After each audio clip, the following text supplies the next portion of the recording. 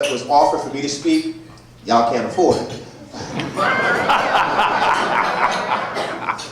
I'm sorry, I just had to try that. Obviously, I won't use that joke again. But in all seriousness, we have two crises happening in this town. The first one is we have a runaway system of education that needs to be put in check. And I don't care that you have a new superintendent. I really don't. What I care about is us going out to a meeting together and saying, let's just hold the horses for a moment and let's talk about where we're going.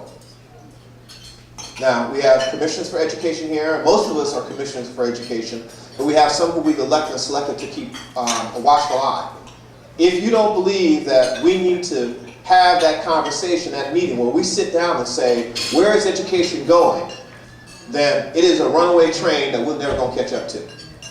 The second thing is that there seems to be a divine nature in some to split people by color and by equator zone. That is the new thing. That's the new trend. I haven't quite figured out where that's going, because in death, everybody turns to that white powdery dust called salt and ash. And in life, we all bleed. Same red. But it's this waking, walking moment that we have to keep hearing folks talk about how we differ, and I'm not quite clear on that. And it's now starting to work its way into communities, it's working its way into churches, it's working its ways into streets and safety, it's working its way in how people rent homes to whom. So that's a second conversation. So I'm going to ask you, are you geared up and are you ready for that conversation? That was not a trick question. Are you geared up and are you ready for that conversation? Why?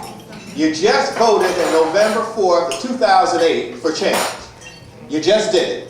You just made it happen, and they said it couldn't be done.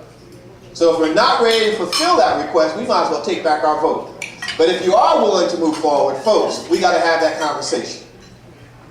Any questions? Thank you very much. I hope you enjoy.